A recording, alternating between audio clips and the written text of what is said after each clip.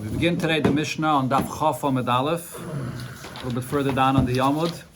The Mishnah here continues halachas that pertain to a melech, a king, which began the discussion in the first Mishnah of the Perek. Zakt Eilige Mishnah, meis, loy, meis, if the king, a relative of his, or anyone of that he wants to go to the Levaya, passed away, Eina Yaitze mi Pesach palter and shaloi. He does not leave the door of his palace. This is the covenant of the king that he remains where he is and he doesn't go out after a mace.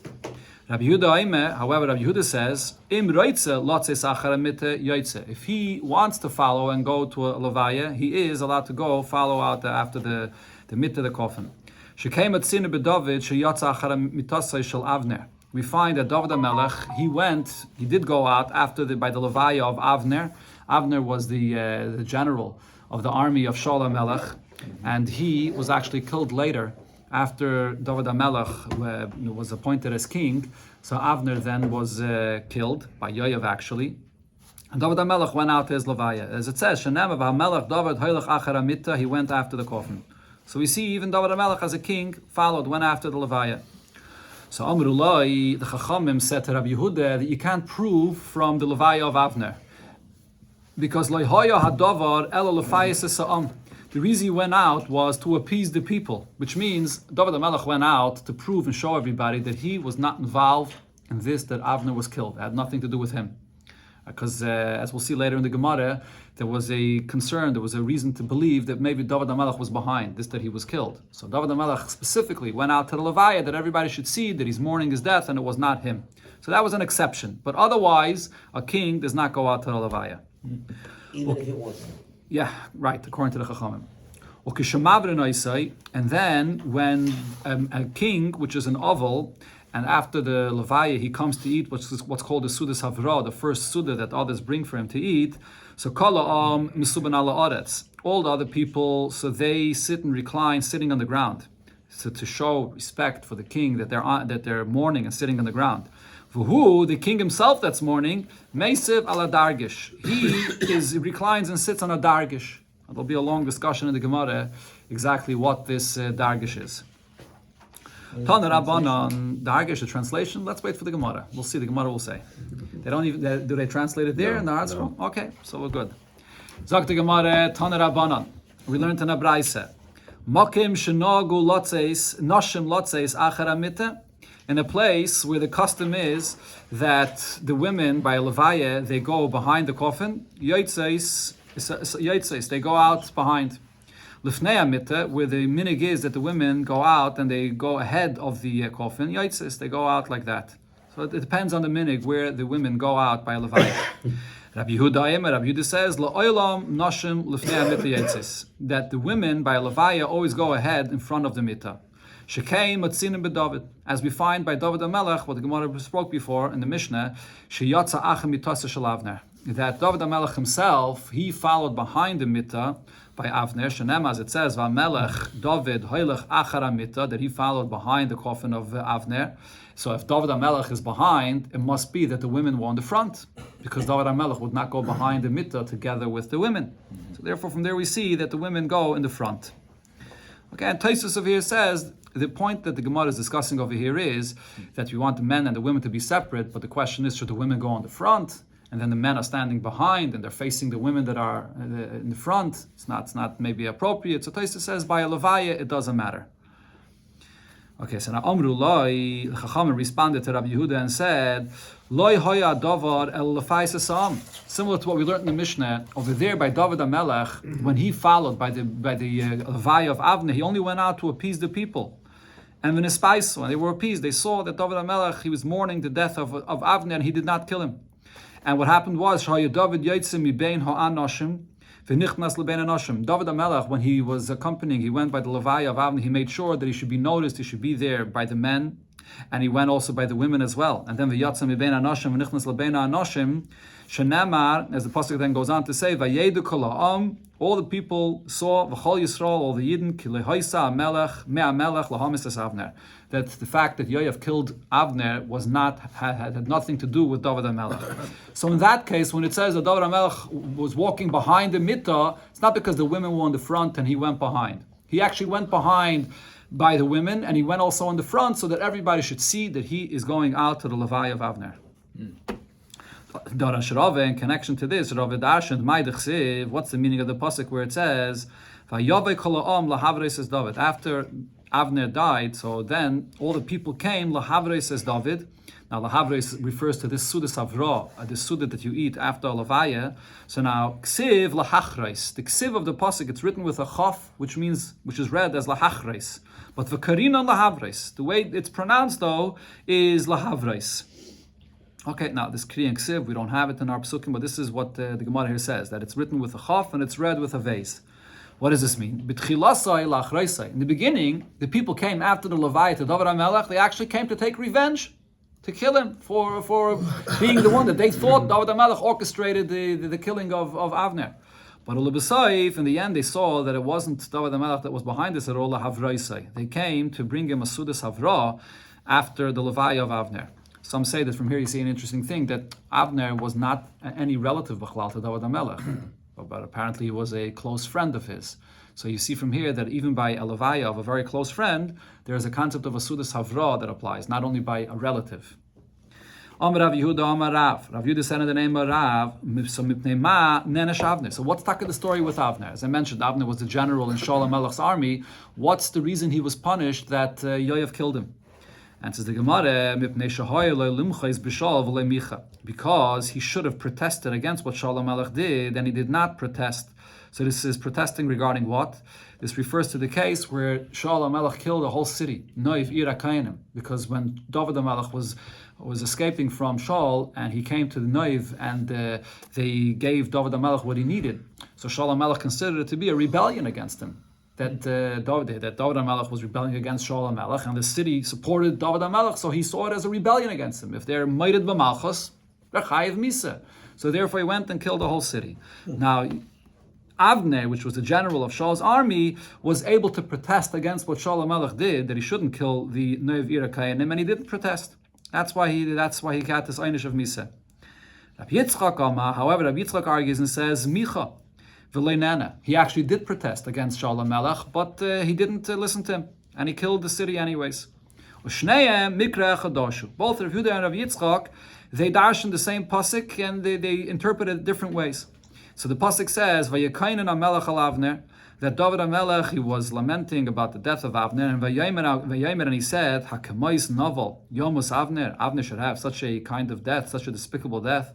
Yadcha lo yasurais, your hands were not tied. V'raglecha lo lenechushtim lenechushtayim hugashu, and your feet were also not in chains." And so what was he saying? David HaMelech is saying, now you read the pasuk, he's saying that because Avner was not chained, so therefore he didn't deserve to die this way. So what was David HaMelech saying? Now, Manda Mar Loi Micha, the opinion that says that Avner did not protest against what Shaul HaMelech did. So Hachikamar, this is how he reads and understands what David HaMelech was saying. That Yodecha lo yasurais, that you Avner, your hands weren't tied, V'raglecha lo lenechushtayim hugashu, and your feet were also not in chains. So my time alemachas, who was stopping you of protesting against David HaMelech? You were able to speak, so why didn't you speak up? And therefore the pasuk there continues and concludes that David HaMelech said, because of this, Kinefayil lifnei b'nei avla nafalta. You fell like someone that falls in front of people, in front of bad people. That's the opinion that said that he should have protested and he didn't. But Amanda Omar, the other opinion, Rabbi Yitzchak, that says that Micha v'lei nena, that he actually did protest, but Shaul did not listen to him. So the way to read this pasuk is different. It's itamui metame. David HaMelech is actually wondering, Hakamais Navo Yamos, should he die like such a despicable death? Yadecha lo yasurais v'raglecha lo lenechushtayim. So what was he saying? Well, he's saying, Mechdi, let's see, mechuya machisa. You did protest. In other words, you did not chain yourself. You had the freedom to protest, and you actually did. So my time, when it says in the conclusion of the pasuk, it's not saying that you deserve this. This is part of what David HaMelech is wondering. So why did you fall such a bad death? So that's according to Rabbi Yitzchak, that the pasuk here is saying that he did not deserve this. And the Gemara says, if so, Laman Doma Micha, according to Rabbi Yitzchak, that he actually did protest, so my time Yanish. So why was he punished? Why did he get killed by Yoav? Rav Nachman, so Rav Nachman said, but Rav Yitzchak or Bar Yitzchak, because Shasha Malchus Beis David Shtei Shanim Memechza. He was the cause that David HaMelech's Melucha was delayed for 2.5 years. So Rashi here brings the story that after Shalom Melech passed away, David HaMelech did not become the king immediately. He was actually then in Hebron, and for 7 years or 7.5 years, David HaMelech was living in Hebron, and he was a king there in Hebron, but he wasn't a king over Klal Yisrael. For 5 years, actually, Klal Yisrael did not have a king. But then Avner appointed the son of Shaul, which was Ishbaishas was his name. He appointed Shaul HaMelech's son for 2 years to be a king. And then for another half a year after Ishbaishas, the son of Shaul HaMelech, died, there was still no king. And only after those 2.5 years, then Avner appointed David HaMelech to be the king. So, if not for Avner, David HaMelech would have been king 2.5 years earlier. So, because he delayed the kingdom of David HaMelech for 2.5 years, he deserved to die. Now the Gemara goes on to the next part of the Mishnah where it said that when you come to bring to the king the Sudas Havra after a Levaya, where you bring him the food that he doesn't prepare it himself, others prepare for him this food, the first meal that he has after the Levaya, it's called Sudas Havra. So what did it say? The people sit on the ground and he sits on something called a dargish. So my dargish, what is this dargish? So Ula says, Arsa de Gada. This is a bed that's kept and prepared in the house for good mazel. It's like a bed with a table that's prepared in the house, and nobody sits by it, but it's just there for a sign of good mazel. So it was this bed that the king sits on when it comes to this Sudas Havra. That was the pshat that Ula said. So the Rabbanan asked on Ula's pshat, is there anything that until now we don't sit on it? It's not made for sitting on it. It's just like Rashi here adds and says that it's like lenoi habayis, like you have a house that you have furniture that you put in the house, a couch or whatever it is. That it's like, don't sit on this. It's made just to be there for beauty. Sure. So is this something that it's not made b'chlal to sit on?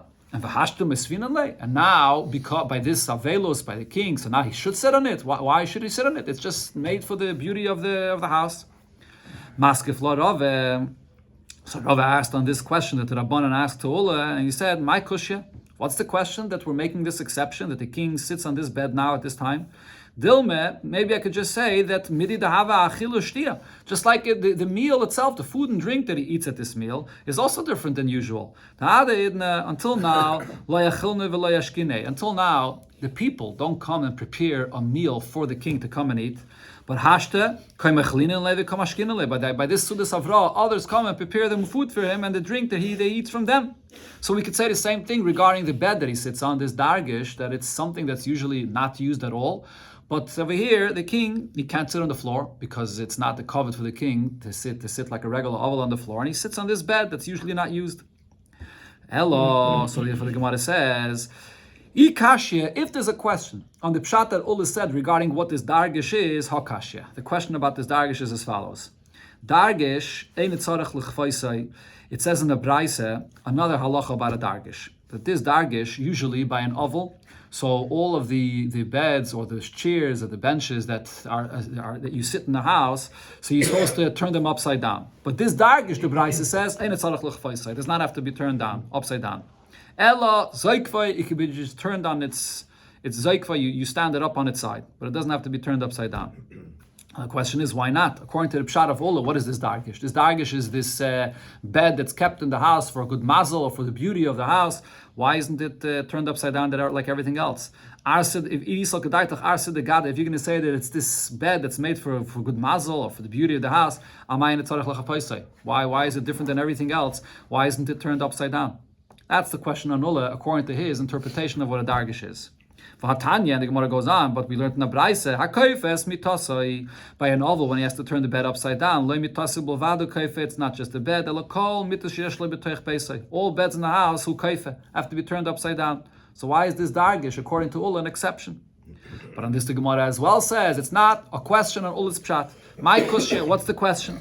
Dilme midi dehave amitim miyuchades lekelim. Maybe this dargish, that's this bed for good luck, doesn't have to be turned upside down, just like we see the halacha is regarding a bed that's not b'chlal used to sleep in or to sit on. It's used sort of as a place of storage. You store vessels there. The Ketani, so we learned in the Braise, im haisam yechedes lekelim. If you have a bed that's just basically used for storage for vessels, then ein tzarich lechvaisa. It's not a regular bed. It does not have to be turned upside down by a novel. So therefore, this question on Ulis Pshat regarding what a dargish is not a question. Elo says the Gemara, Hikashia, if there is a question on what Ulis Pshat is, Hakashia. The question here is as follows. It says in the Braise regarding this dargish, so before the Gemara brought regarding the dargish that what you have to do with it doesn't have to be turned upside down, but you turn it on its side. But Rabbi Shimon Gamliel says, dargish, when it comes to this dargish, what do you do with it? Mater karbitin. You untie the loops that hold this bed up, and it falls down on its own. That's what's done with this dargish. Now, if you're going to say, like what Ula said, that what's this dargish? Arsa de gada, it's basically a regular bed. Elamai, instead of it being used to sleep on it, but it's just kept in the house for good luck. Karbitin mi isle. So it's no different than any regular bed. What are these loops that Rabbi Shimon Gamliel is talking about that you untie and it falls down?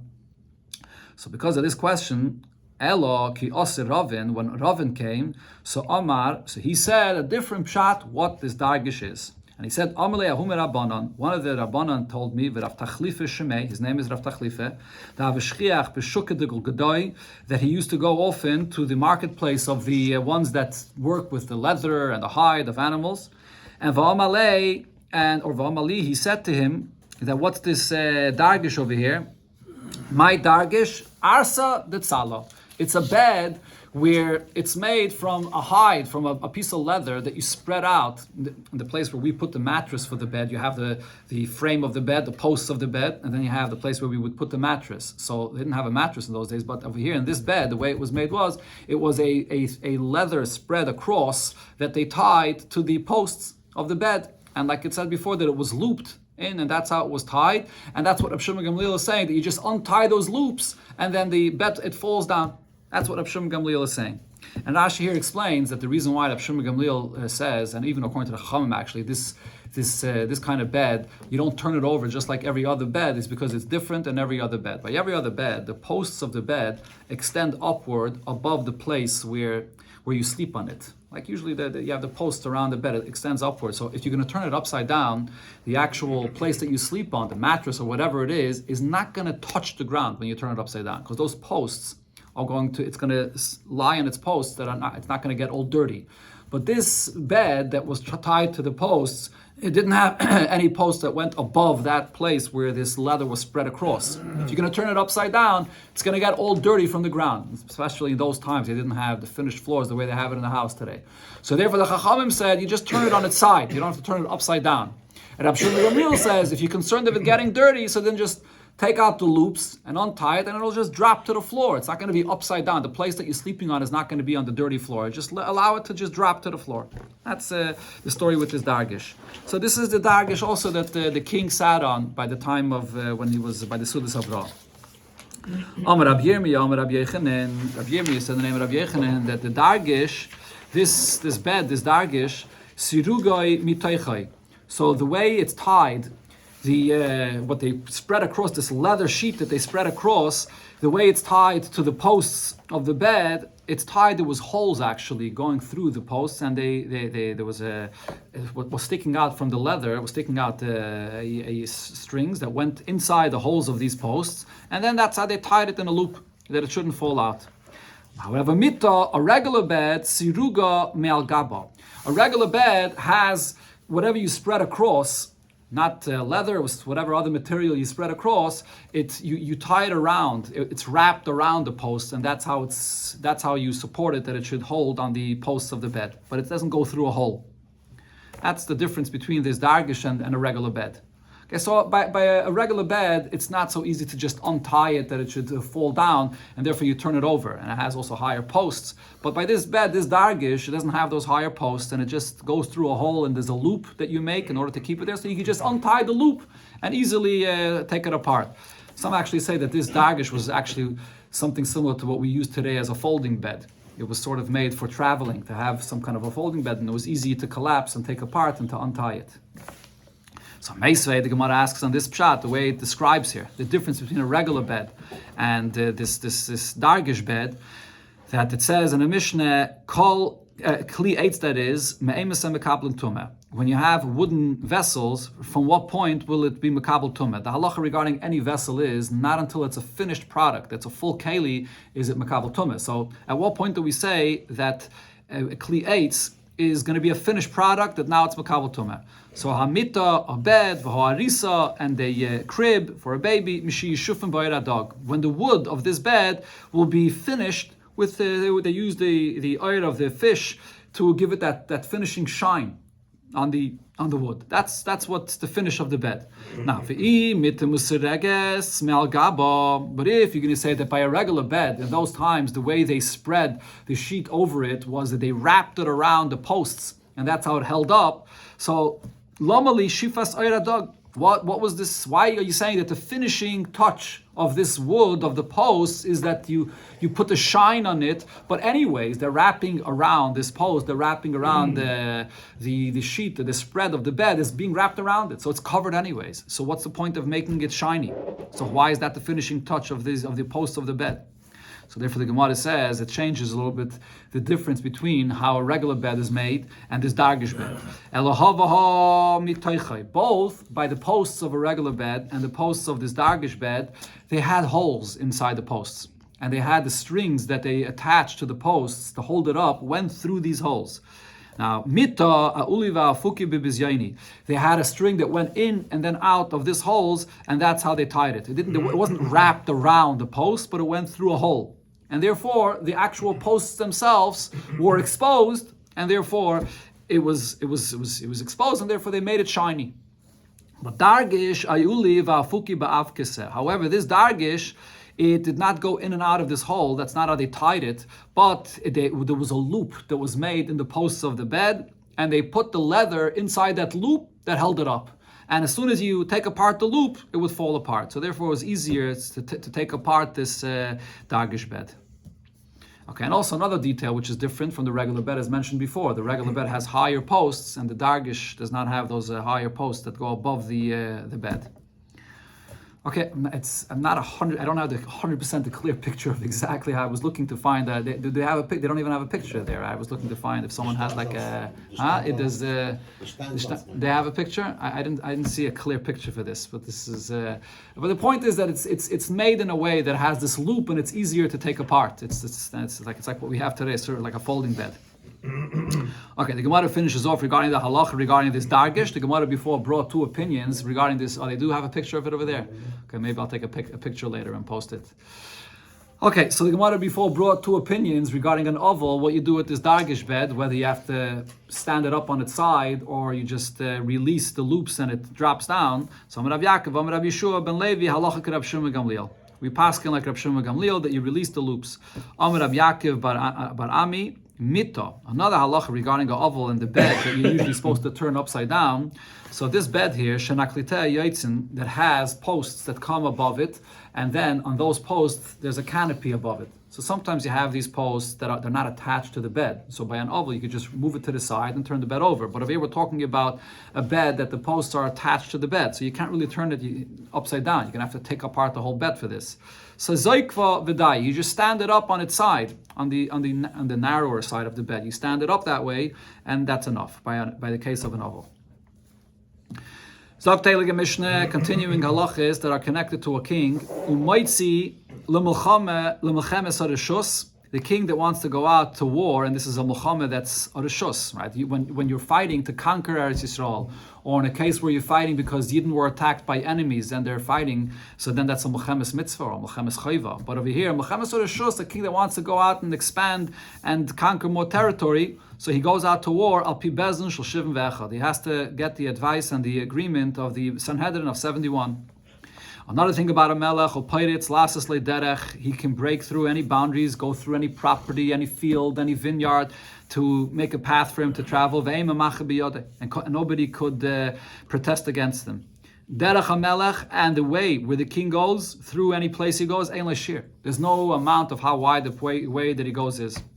Now, another thing regarding by when he goes out to fight a war, all the people, when they go into war and they plunder, they bring in whatever it is that they bring from the war, and they give everything to the king, and the king takes first from whatever was brought in from the loot from the war.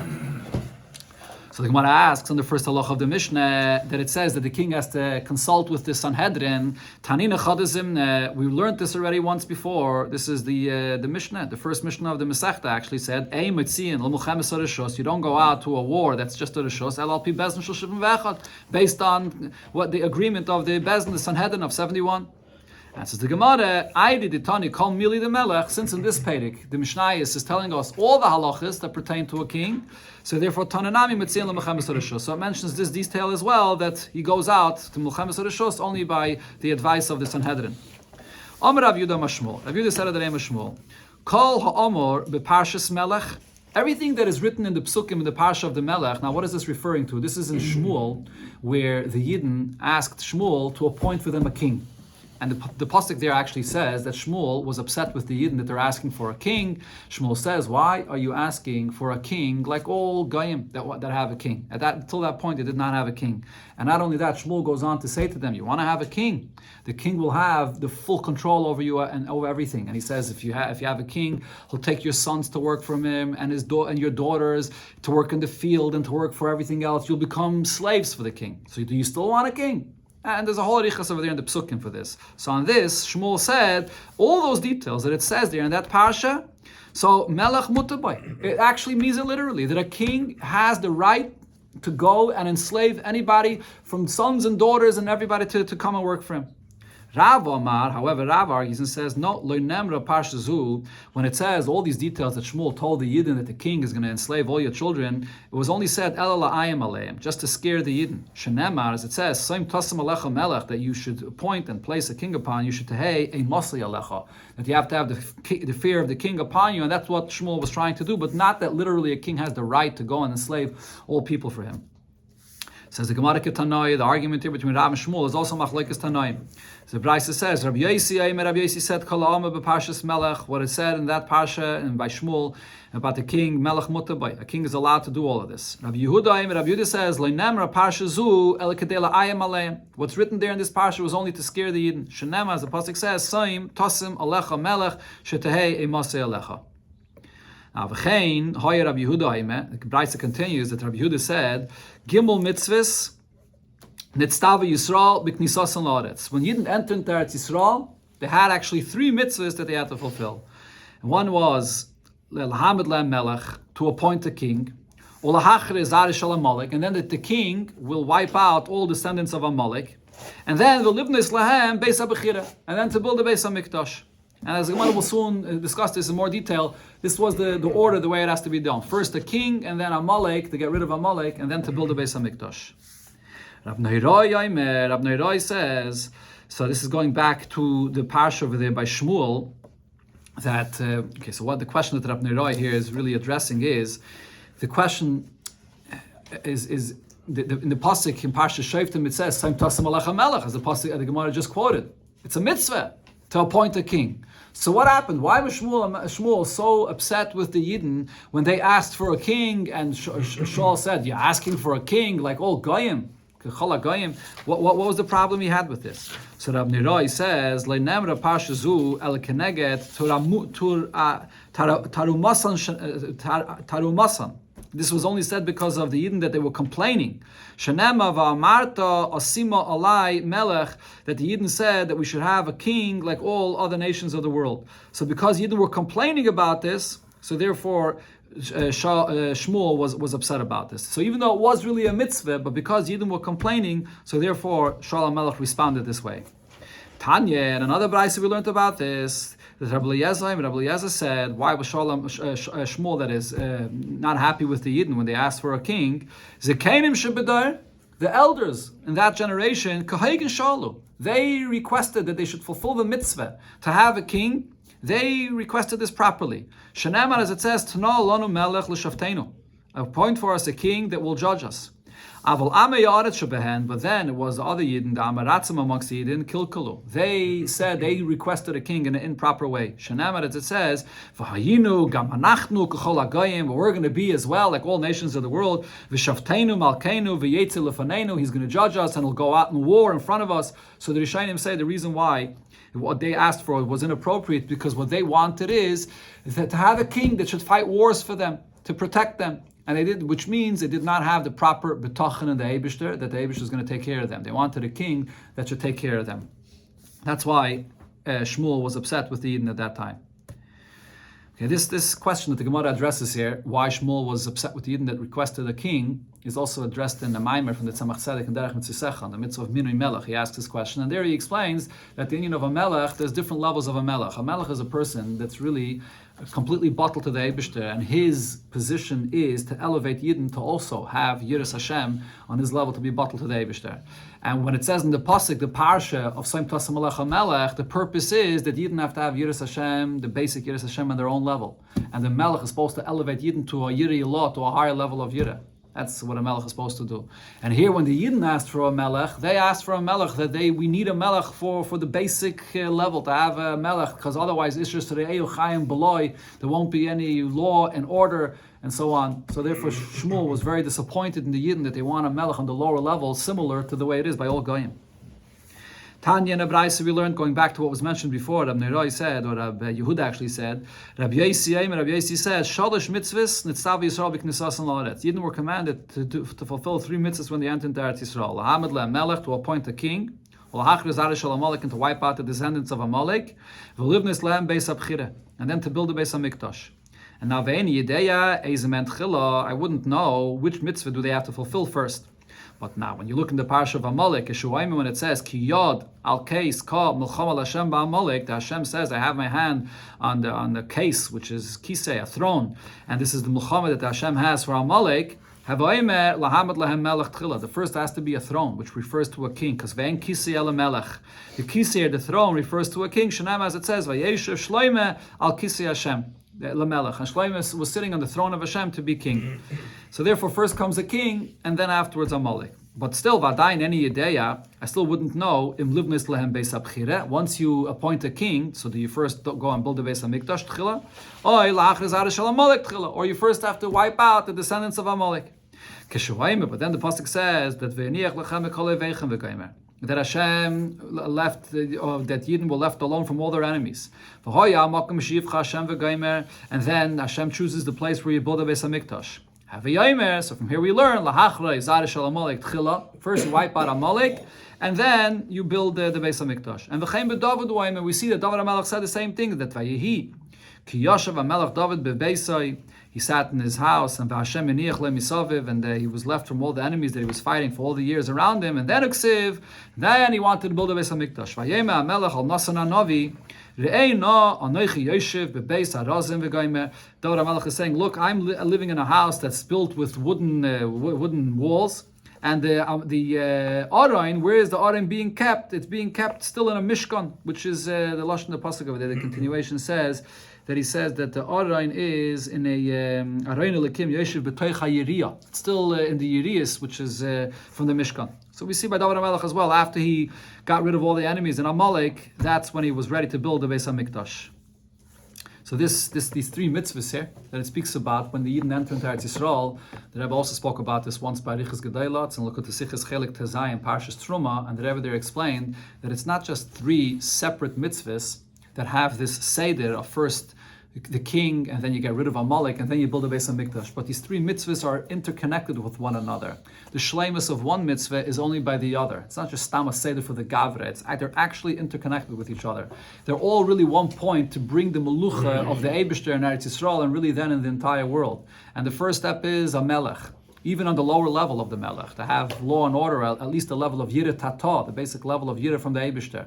And then you come to a higher level, which is to continue that by wiping out Amalek. And then building the Beis HaMikdash continues and completes those 2 mitzvahs, the Beis HaMikdash, which brings the Melucha of the Eibishter in the world, and then ultimately, when Mashiach comes, the full revelation of the Melucha of the Eibishter in the world. So it's really 3 mitzvahs that are mamish connected. Now here, because it was mentioned before that Shlomo Melech sat in the throne of the Eibishter, so it brings about the story that happened later on, which Shlomo Melech. Omer Reish Lakish said, "Betchila, in the beginning, Malach Shlomo al Yonim. Shlomo Melech, he was a king even on the existence above." Rashi says that this refers to even the Shadim, right? But in others it says actually also he was a Melech on the world, the spiritual worlds as well, not only here in Olam Hazeh. Shenem, as the pasuk says, "Vayeshu Shlomo al Kisei Hashem," that he sat on the throne of Hashem. Throne of Hashem means he was a king like the Eibishter, even on the worlds above. But then in the end, after Shlomo Melech sinned, so Malach ala Tachtainim, he only was a king on the worlds here below. I guess that's because he married Goyish women. So then he was only a king on the worlds below. Shenemar, as the pasuk says, Ki hu roide b'chol eiver anor. He was a leader in all places in the world, and that's mitifsach va'ad Azah, from the place Tifsach until Azah.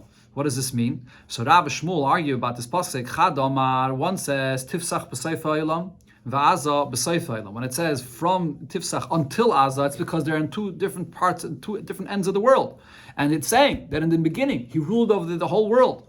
Chad Omar, another says Tifsach va'Azah b'adei adodi aviyasvu. These two places, Tifsach and Azah, are right near each other. And what it's saying is, just like he ruled over these two places, these two cities that are right near each other, so too he ruled over the entire world. The same exact machlokes between Rav and Shmuel you have regarding Hoidu va'ad Kush. So whether you teach it, Rav teaches it ve'ad, in the more literal sense, ad Kush, until the other side of the world, and over here as well. And Shmuel says no, it's coming to express the extent of how he ruled so powerfully over the entire world, just like he ruled these two cities that are near each other. Now that was, so then what happened later on though? But later, Yisrael, he only ruled over the Yidden. Shenem, as it says, Ani Koheles, which refers to Shlomo Melech, Yisi Melech al Yisrael v'Gaimer, and he ruled over Yidden. Now, but then later on, his kingdom was diminished even more. Lemalach al Yerushalayim, he was only a king in the city of Yerushalayim. Shenem, as the pasuk says, Divrei Koheles ben David Melech b'Yerushalayim, a king in Yerushalayim.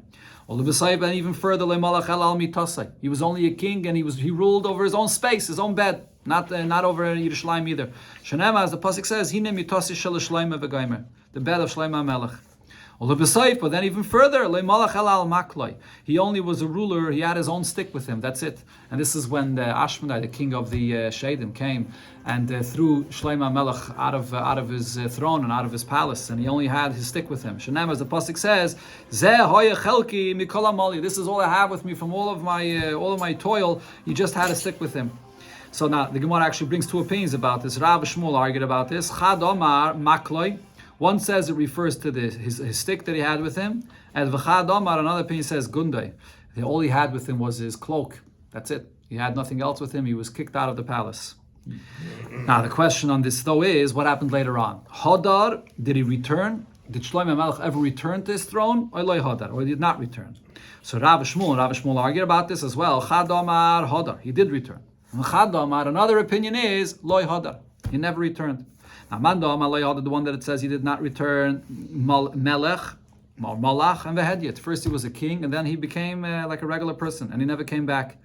Manda Omar Hadar, he did come back, Malach, Vehediet, he was a king, then he was a Hediet, and then Malach, he came back, and he was a king again. Okay, let's finish off here till the next Mishnah. It said in the Mishnah that Paratz Lasses Lederech, a king can break open any place to travel, to go through any private property, to go on his way. So Tana Rabbana, then the Mishnah went on to say that anything that they plundered, that they bring in from war, they have to bring it all to the king. So the Gemara says, Tana Rabbana, Braisa, we learned, if they go out in war and they conquer another territory, another country, and they conquer the treasures of another king, Lamelech, that treasure goes to the king completely. Now, Bishar Biza, all the other loot, Shabbais in that they bring in from the war, Mechzel Melech, that's divided in half. Half goes for the king, Mechzel and the other half is for the people. So the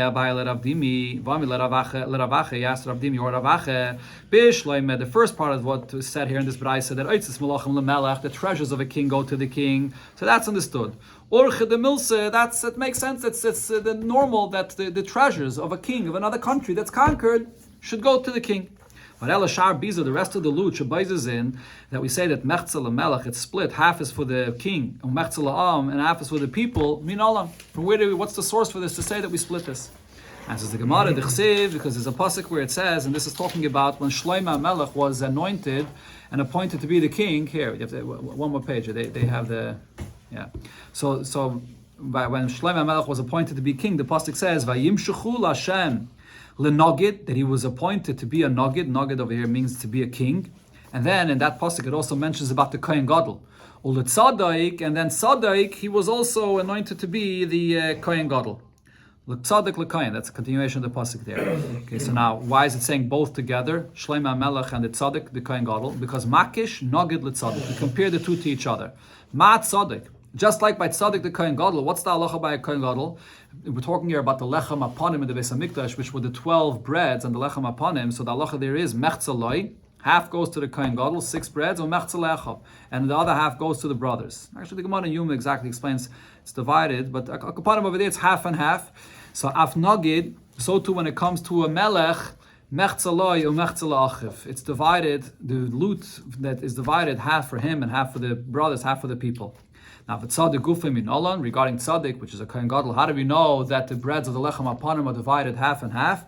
Because the Tanya, we learned in the Braise, Rebbe says, V'hoisa la'aron u'levanov. It says that this bread will be for Aaron and for his children. So it says Aaron like his children, mechze la'aron, half is for Aaron, which is the Kohen Gadol, u'mechze levanov, and the other half goes for his children for the other Kohenim.